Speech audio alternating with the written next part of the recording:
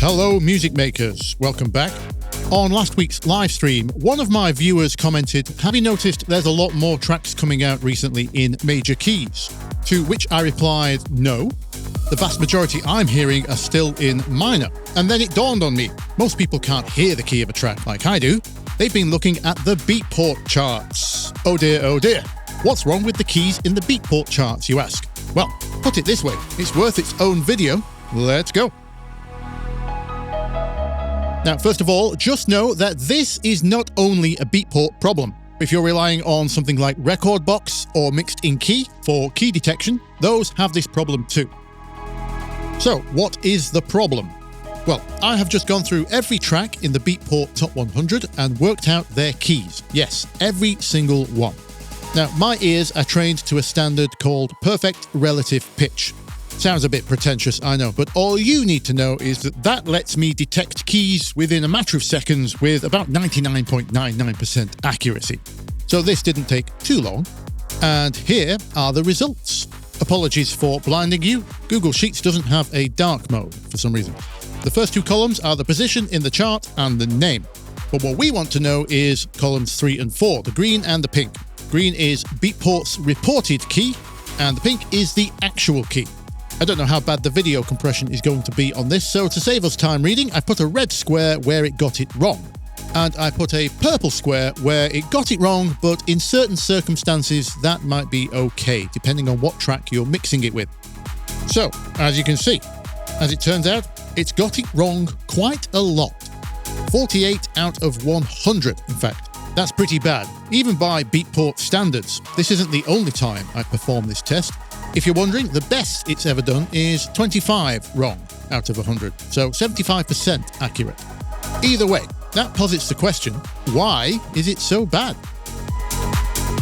First of all, let me say I haven't seen the code for any of these algorithms, not that I would know what I was looking at, depending on the language, so I don't truly know how the behavior works on a code level, but there are some surface-level facts about music and sound, which make it obvious to me why these algorithms would get confused.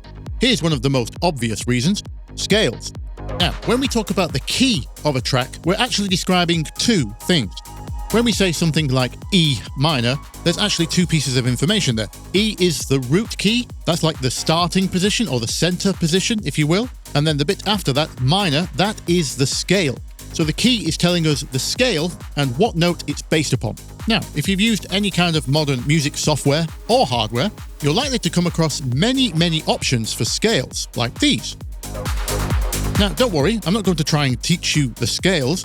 All I'd like to point out here is that you'll notice there are many more scales than just major and minor.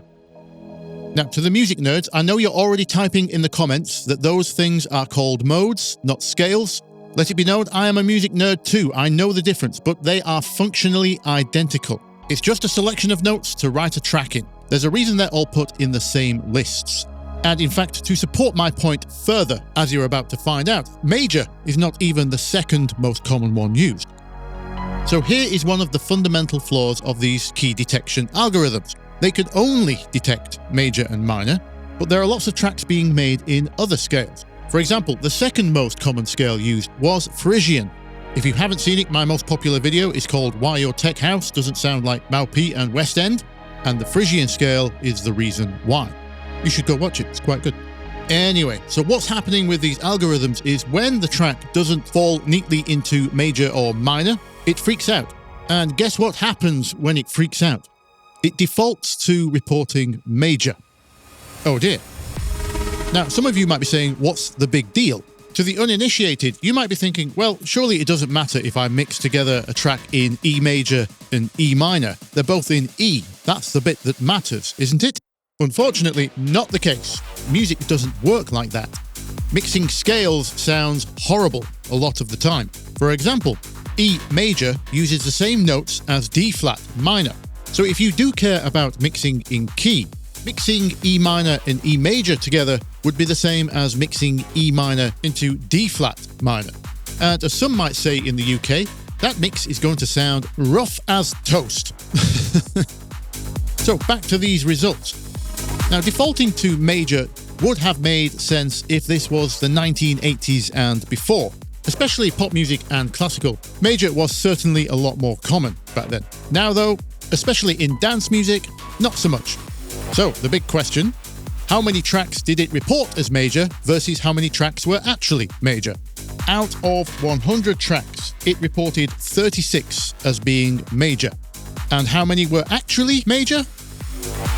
2. Well, 1.5 in truth. One of those was only major half the time. It was a multi-tonal track.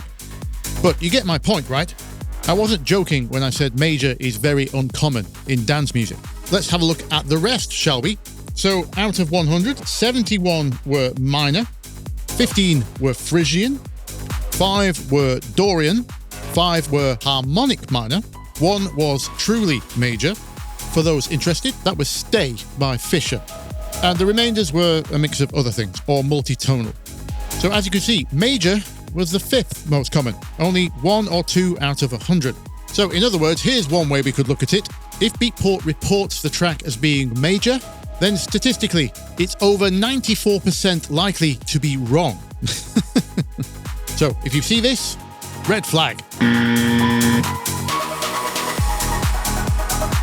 So that explains 34 of the errors, but at the beginning I said it got 48 of them wrong. So what's going on elsewhere? If you look at Dior here by MK and Crystal, for example, it thought it was in E minor, but the track was actually in A minor. So it's got the scale right, but the root key is completely off. What's going on there? This is likely a problem to do with harmonics. If you didn't know, all sound is made up of a series of harmonics.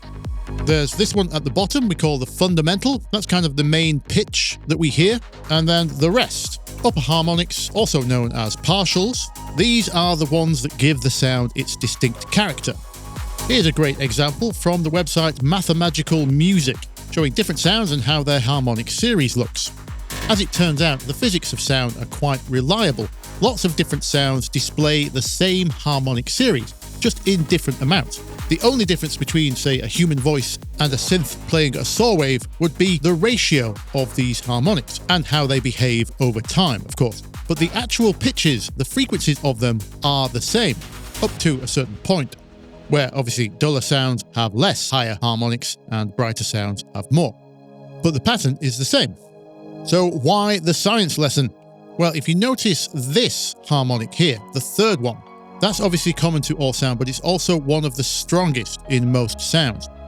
That is significant because something else generates that same tone. Chords. As a quick summary for those that don't know, chords are usually made up of 3 notes. And it doesn't matter if it's a major chord or a minor chord, they both share this note. It's called a fifth, and guess what tone that generates? You got it.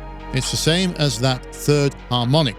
There's also one more sound which generates this tone rather dominantly, and it's very common to certain types of house music.